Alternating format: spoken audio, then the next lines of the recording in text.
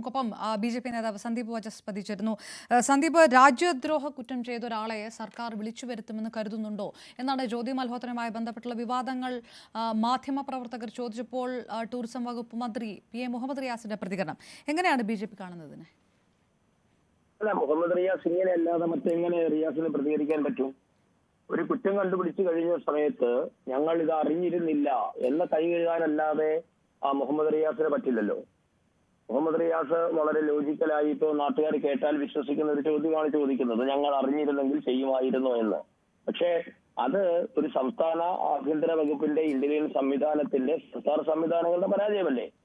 അങ്ങനെയാണോ ഏതൊരാളെയും വിളിച്ച് കേരളത്തിന്റെ ടൂറിസത്തിന് വേണ്ടിയാണ് എന്ന് പറഞ്ഞ് നിർണായകമായ തന്ത്രപ്രധാനമായ സ്ഥലങ്ങളുടെ ദൃശ്യങ്ങൾ പകർത്താൻ അനുവദിക്കുക എന്നുള്ളത് ഗുരുതരമായ സെക്യൂരിറ്റി ലാപ്സ് അല്ലേ?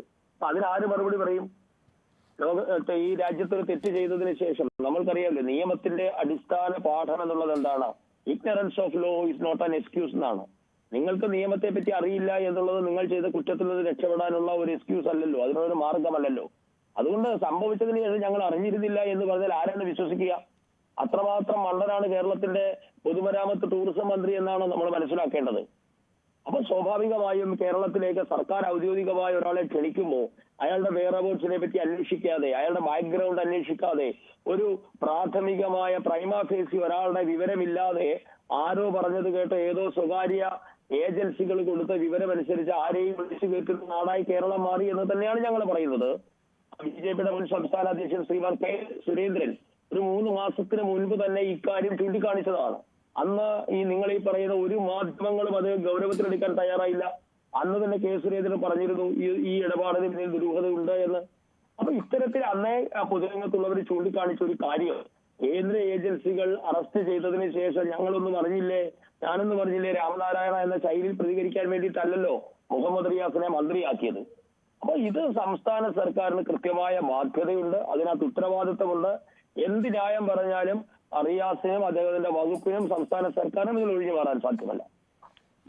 സന്ദീപ്, ഈ കേന്ദ്ര സർക്കാർ ഈ ഹരിയാനയിലും വലിയ തരത്തിൽ BJP ബന്ധമുണ്ട് എന്നാണ് അന്ന് ജ്യോതി മൽഹോത്ര അവകാശപ്പെട്ടിരുന്നത്. ഈ VIP പാസിലൊക്കെ അവർ പങ്കെടുത്ത വീഡിയോകളും അന്ന് വന്നിരുന്നു. സ്വാഭാവികമായിട്ടും BJPയുമായിട്ടും ബന്ധമുണ്ട് എന്നുള്ളൊരു വാദമൊക്കെ അവർ ഉയർത്തിയിരുന്നു. ഇത്രയും വലിയ നെറ്റ്വർക്കുള്ള ഒരാളാണ്, ഒരു സ്ത്രീയാണ്, ഒരു ചാര ശൃംഖലയുടെ ഭാഗമായിട്ട് പ്രവർത്തിച്ചതാണ്. പലതരത്തിൽ രാഷ്ട്രീയ പ്രതിനിധികളെ അല്ലെങ്കിൽ സർക്കാരുകളെ മാനിപ്പുലേറ്റ് ചെയ്താകാനുള്ളൊരു സാധ്യതയുമില്ലേ? BJP കാര്യമായി ബന്ധപ്പെട്ടത് അവരുടെ അവകാശവാദമല്ലേ? അവർക്കിപ്പോ എന്താ പറയാൻ പറ്റാത്തത്? അപ്പൊ അതുകൊണ്ട് അവരുടെ അവകാശവാദമല്ലല്ലോ നമുക്കറിയേണ്ടത്.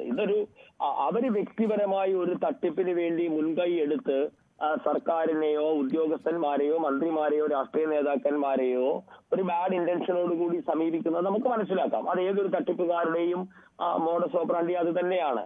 അവർക്ക് വലിയ ബന്ധമുണ്ട് എന്ന് ബോധ്യപ്പെടുത്തുക, അതിനുവേണ്ടി ചില ഫോട്ടോഗ്രാഫ്സ് കാണിക്കുക, അവരുടെ മുൻകാല ബന്ധങ്ങൾ കാണിച്ചുകൊണ്ട് പുതിയ ബന്ധങ്ങൾ ഉണ്ടാക്കി, ഇതൊക്കെ ലോകത്തിലെ എല്ലാ തട്ടിപ്പുകാരും ചെയ്യുന്നതാണ്. ഇവിടുത്തെ പ്രശ്നം എന്താ?